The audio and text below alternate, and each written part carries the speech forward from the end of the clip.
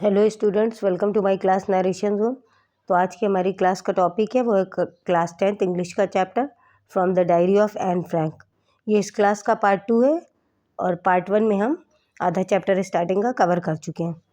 तो ये जो चैप्टर है ये एक हिस्सा है जो एन फ्रैंक की डायरी से लिया गया है।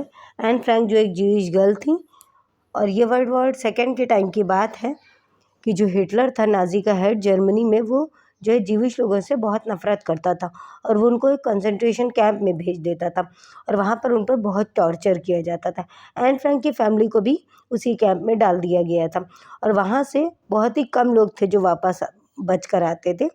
तो एन की फैमिली से सिर्फ उनके फादर ही थे जो जिंदा वापस आए थे और जब वो वापस आते हैं तो उनको एन की डायरी मिलती है और ये वो डायरी थी जिसमें एन को उन्होंने उनकी 13 बर्थडे पर दिया था और उसमें एन जो है अपनी ज़िंदगी के बारे में लिखती हैं, अपना लाइफ एक्सपीरियंस शेयर करती हैं। क्यों? क्योंकि उनके पास कोई एक ऐसा फ्रेंड नहीं था जिससे वो अपनी बातें शेयर कर सकती, तो इसलिए उन्होंने इस डायरी को अपना फ्रेंड बनाया और इस डायरी का नाम उसने किटी रखा था एन ने। तो अब आइए हम देखते हैं चैप्टर लास्ट का आधा और देखते हैं कि एन क्या बताती है अपने लाइफ के बारे में। अब एन बताती है कि उनके स्कूल में एक फेयरवेल थी और टीचर्स की वहाँ पर मीटिंग थी और वहाँ पर बड़ी हड़कंप मची हुई थी स्कूल में कि कौन बच्चा पास होगा, कौन नेक्स्ट क्लास में जाएगा, कौन इस क्लास में रुकेगा। तो एन कहती हैं कि मुझे अपनी और अपने फ्रेंड्स की कोई भी टेंशन नहीं, क्योंकि मुझे पता है हम तो पास हो ही जाएंगे। बस मुझे एक सब्जेक्ट में टेंशन है, वो है मैथ।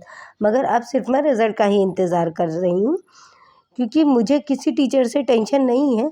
मगर जो मैथ के टीचर थे मेरे, मिस्टर कीजिंग, वो मुझसे कुछ नाराज़ चल रहे थे और मैं बहुत बातूनी थी और उन्हें इसी वजह से वो मुझसे नाराज़ थे और उन्होंने मुझे सज़ा के तौर पर एक टॉपिक पर ऐसे लिखने को दिया था, ए चैटर बॉक्स।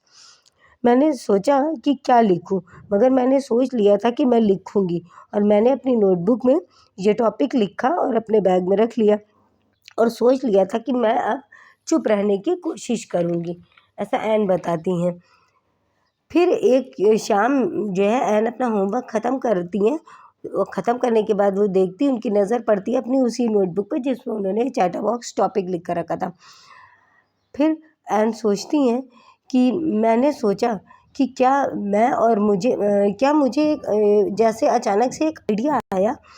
मैंने 3 पेज उस टॉपिक पर लिख दिया और मैंने लिखा कि बच्चों के लिए बोलना बहुत ज़रूरी है।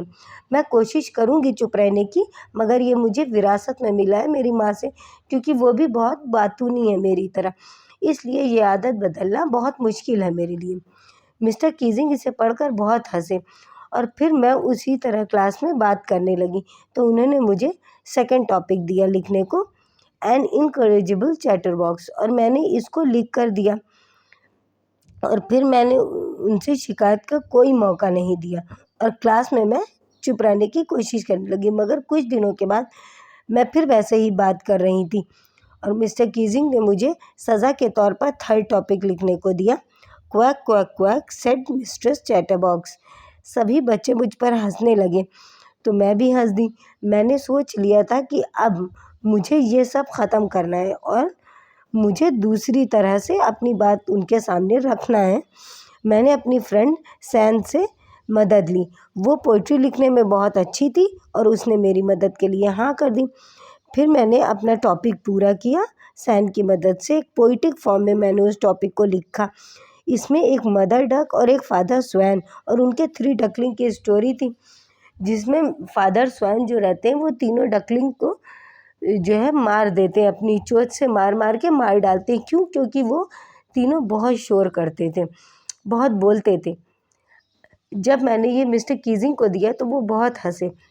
अच्छी बात ये थी कि मिस्टर कीजिंग ने इसको मजाक के ही तरह लिया और सबको पढ़कर सुनाया और इस पर अपने विचार बताया और उस दिन के बाद मुझे बात करने की छूट मिल गई और कोई सज़ा भी नहीं मिली और मिस्टर कीजिंग अब मजाक की बातें करने लगे थे और यहीं पर ये चैप्टर एंड होता है। अब हम मिलेंगे एक नए क्लास में एक नए चैप्टर के साथ। Thanks for watching.